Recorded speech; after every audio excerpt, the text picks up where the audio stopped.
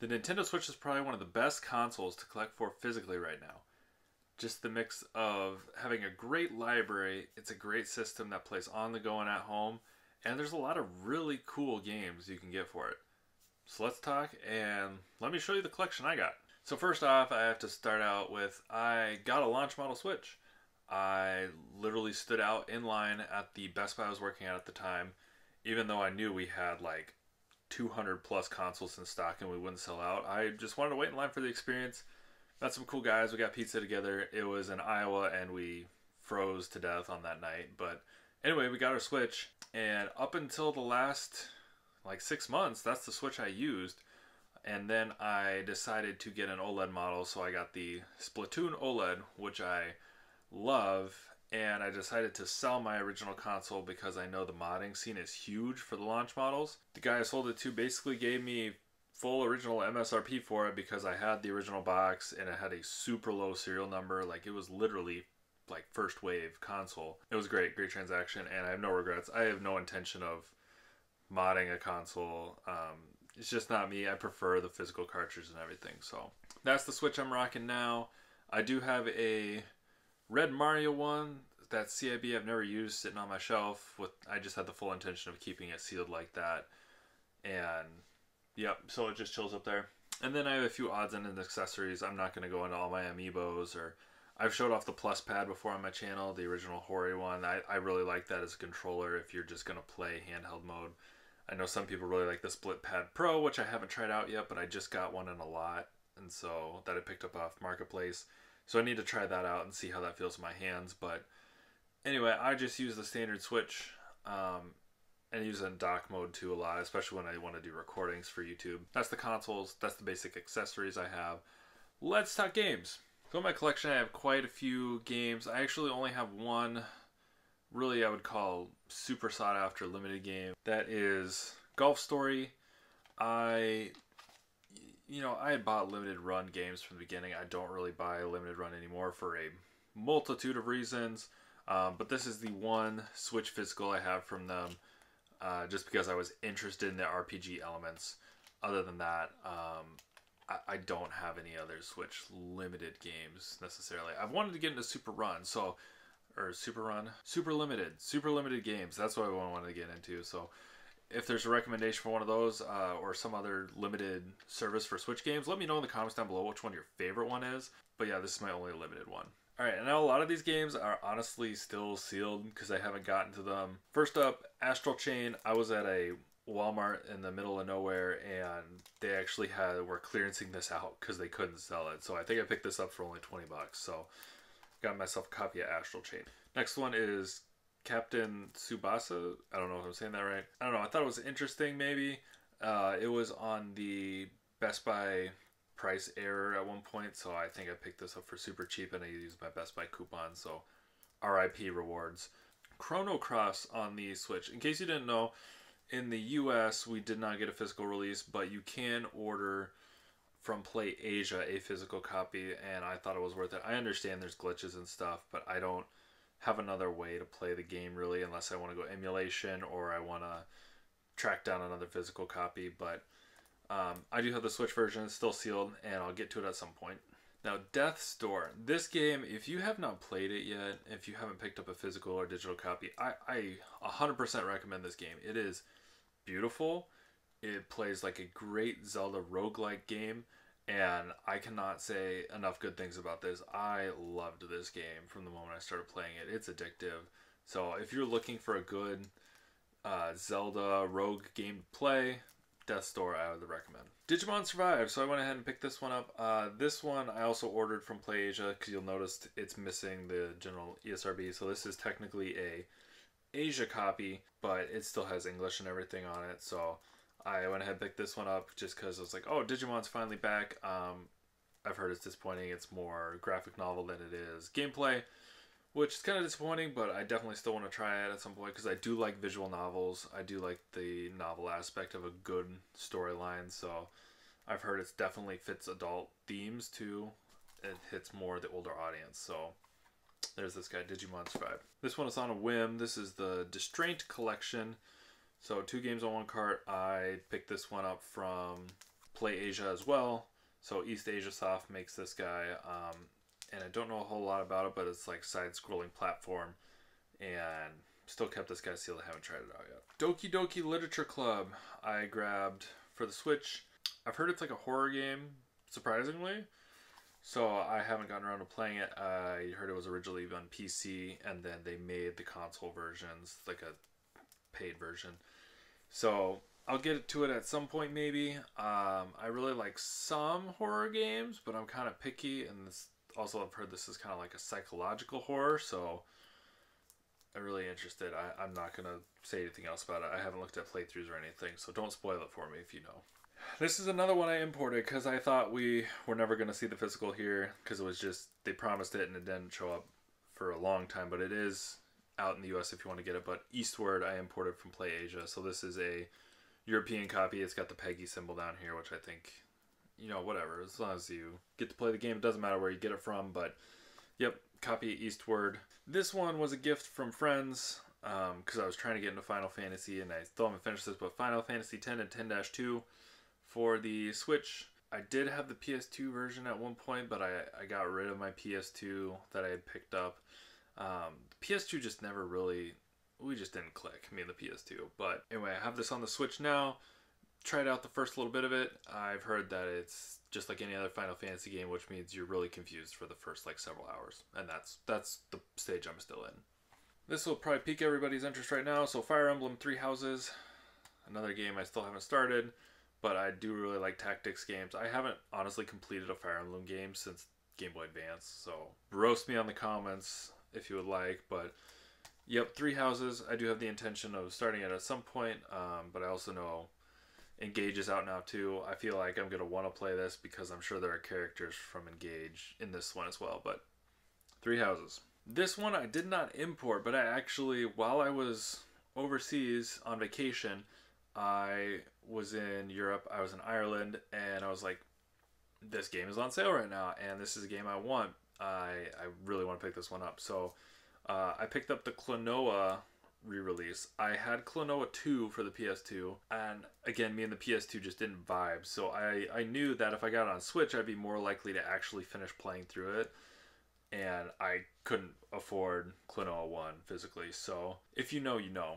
But yeah, I picked this one up overseas. I think I paid €35, maybe €30 for it, so still sealed for now, but I have every intention of opening this one up and actually finishing the game, since I did start Klonoa 2 on the PlayStation 2, but like I said, we just didn't click. Into the Zelda games, Legend of Zelda Breath of the Wild. I don't think I really need to talk about this one.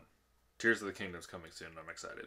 Legend of Zelda Link's Awakening. So this one is actually more for my wife. She really enjoys this style of Zelda game, and we were on vacation. We actually tried it out from our library first, and she's like, wow, this is great. I really want to keep playing it, so I found a copy on sale, and here we are. Luigi's Mansion 3. Now, Luigi's Mansion 1 was great.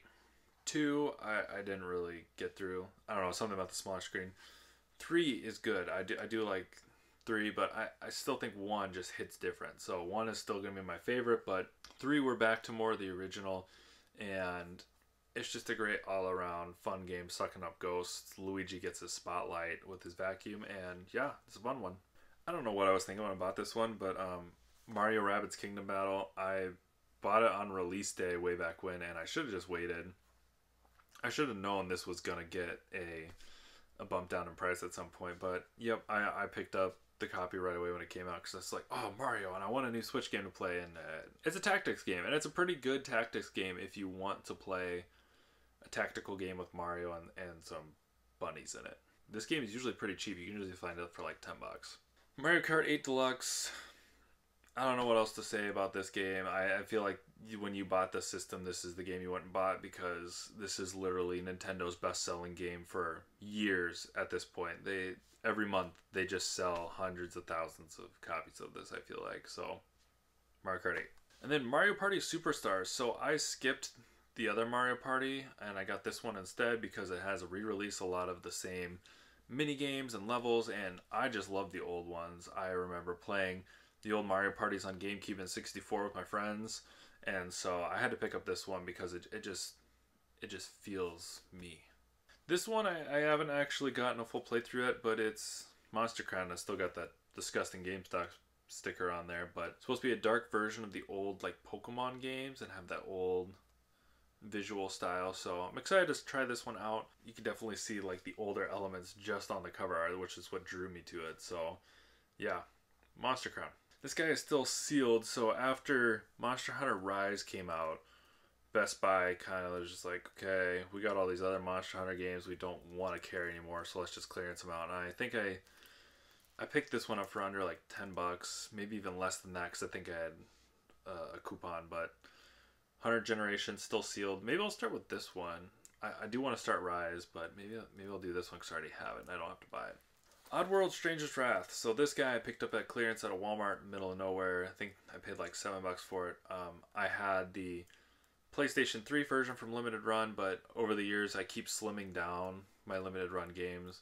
Keep very few of them at this point. So I picked up this one and then got rid of my PlayStation 3 version, and so basically turned some extra cash there because I didn't feel like I needed the PlayStation 3 version. So, and Octopath Traveler, again, this is another game I picked up on clearance. I played through the demo and it was great.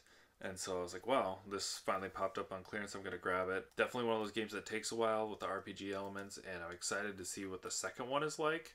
But I do need to finish up the first one since I've only played through the demo and seen friends play the rest of it. Paper Mario Origami Kingdom was on sale. I do like Paper Mario Thousand Year Door. I still think it's the ultimate one. I've seen people play this.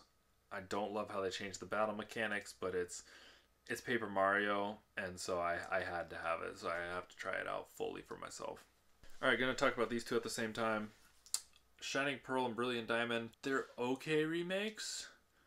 I think the most disappointing part of this is not, the entire version is not on the cartridge, and so I can't fully recommend buying the physical version. If you can find them on a deal, which I did, for some reason GameStop decided to put a sale on Pearl but not Diamond, and so that's how I ended up with Pearl. But yeah, pretty good remakes if you've never played either one of these in the series.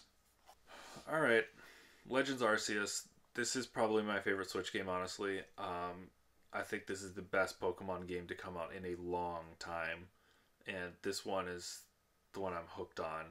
I like this better than Scarlet and Violet. You can roast me all you want in the comments below. I think this is a great move for the series, and I really hope they come out with more Legends games. Pokemon Let's Go Eevee. Yeah, Pokemon Go on the Switch. Nothing else to say about it. So, new Pokemon Snap. This one brought me back to my childhood, and a friend had the N64, and I would go over and we would play the original one, and she'd be like, oh, did you hear about this? Here, my brother showed me this. Look at this. And like, would show me how she could get the Charizard, and just like blew my mind. And so I had to pick up the new Pokemon Snap when it came out because it brought all that back for me. So this is just like a childhood trip down memory lane for me. Lumping these together again, so I've got Pokemon Sword. I've got the Expansion Pass version too. The Expansion Pass one is sealed, and actually I never finished Sword. I finished Shield. Sword was supposed to be delivered to me on release day, and the mail sucked, and it didn't get here for 2 more days, so I spent my Nintendo credit that I had to get a digital copy of Shield. So I played fully through Shield, and I played partway through Sword, but maybe at some point I'll actually play all the way through Sword again, just so I get a second playthrough. But otherwise, yeah, these are physically in the collection. I have Shield digitally. Risk of Rain 2, and it also has Risk of Rain 1 on here. They are supposed to be really good rogue games, and I picked this up because of Hades. I heard this was another roguelike game, so still have to try it out, but Hades, which I don't have physically on the Switch, is what drew me to this one. Alright, Rune Factory 4, and I don't know a whole lot about this. A crops game. I saw Rune Factory 5 was supposed to be really good, and then this one went on sale. I was like, oh yeah, sure, I'll try 4 first, and then I still haven't tried it. So let me know in the comments below if Rune Factory 4 is worth starting up, but I've seen that 5 is supposed to be pretty good. So Best Buy clearance. I pick up a lot on Best Buy clearance. Super Mario Odyssey, like, oh man, this is like a fun one. If you haven't played Super Mario Odyssey yet and you have a Switch, you're kind of missing out in my opinion. This is kind of up there with Zelda Breath of the Wild and Mario Kart as I feel like essential Switch games that just everybody can enjoy. So I wouldn't suggest going after the amiibos at this point. It's a little late, but if you haven't played this game, this is one worth picking up. Super Mario 3D All Stars, and this is one where if you haven't picked it up yet, it's probably gonna creep up in price over time here, just because they didn't make a ton of copies of this. Well, they actually made a ton of copies, but compared to the amount of Switch systems they have sold lifetime, they didn't make very many copies. And you get 3 games on one cartridge, Super Mario 64, Sunshine, and Galaxy. And I feel like you'd get this for Sunshine and Galaxy. 64, I think, is on Switch Online, so that's probably why they discontinued this and you can't buy it anymore, is because you can get 64 somewhere else. But this is one I feel like is worth picking up physically if you come across it at a really good deal. Alright, Smash Bros. Ultimate. You need a Smash game. I always love Melee, but it's hard to complain when you throw everything into one game from the different generations. So, Smash Ultimate. Alright, we got Void here. Void B. I'm not going to say the second word just because the algorithm. But Void for the Switch. It's got an interesting comic book art style, kind of a survival game. And this was a EU exclusive, I believe, physically. So when I was overseas in Ireland on a trip, I did pick this up too. I stopped at a CEX, saw this. I was like, I don't know this game, but I don't have phone service. I'm just going to take a whim on it, and I've really enjoyed it. So that's this guy. And last one, because this just triggered childhood memories for me, is Zoids. And haven't started it, but every time I look at it, I'm like, oh man, I remember that white mechanical lion and that little figure I had and racing it across the floor of my parents' house. And yeah, this is just a trip down memory lane for me. So that's my Switch collection. I want to know what you think. What am I missing? Should I be picking up something else? Let me know in the comments down below, and maybe I'll find some of those at Midwest Gaming Classic. If you want to watch something else, YouTube thinks you should watch one of these videos that are going to appear here somewhere. I don't know where yet, but maybe there's a video here. Maybe it's down here. Maybe you should watch one of them because YouTube thinks you're going to like them.